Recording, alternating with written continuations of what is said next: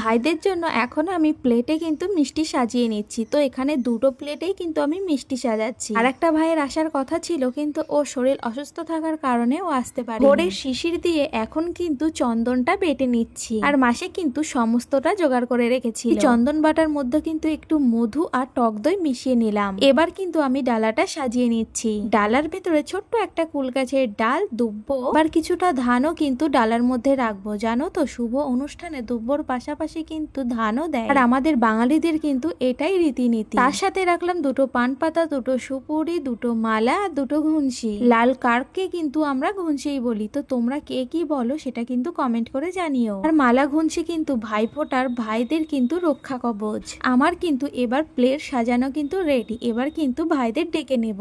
এবার আমার দুটো ভাইকে কিন্তু আমি মালা ঘুনসি পরিয়ে দিচ্ছি। আর দিদি বোনদের শক্তিতে ভাইরা যেন সারা বছর কিন্তু বাধা বিপদ থেকে রক্ষা পায়। তিপানের পরিয়ে দেওয়া হয়ে গেছে, এবার তিশানেরও কিন্তু পরিয়ে দিচ্ছি। চলো এবার আমার ভাইদের নামও তোমাদের সাথে শেয়ার করলাম। ডান দিকেরটা তিপান আর বাদ দিকেরটা কিন্তু তিশান। আর জানো তো, আমাদের 3 বোন আর 2 ভাইয়ের নামের সঙ্গে কিন্তু ভীষণ মিল। অন্য একটা ব্লগে তোমাদেরকে নাম সম্পর্কে ডিসকাস করব। দিদির কিন্তু ফোঁটা দেওয়া হয়ে গেছে, এবার কিন্তু আমি ফোঁটা দিতে বসবো। আর আমার ভাই দুটো কিন্তু ভীষণ বিছুটি পাতা আর খুব দুষ্টুমি করে। চুলের স্টাইল নষ্ট হয়ে যাবে বলে এমনকি রিচুয়ালও করতে দিচ্ছিল না। কোল্ড ড্রিঙ্কস খেয়ে এবার কিন্তু রান্নার কাজে বসে গেছি। মাংস প্রথমে পরিষ্কার করে কেটে নিচ্ছি। ফাইনালি কিন্তু আমার রান্না দুটো কমপ্লিট হয়ে গেছে। আর বাঁধাকপির তরকারি আর করেছিলাম চিকেন।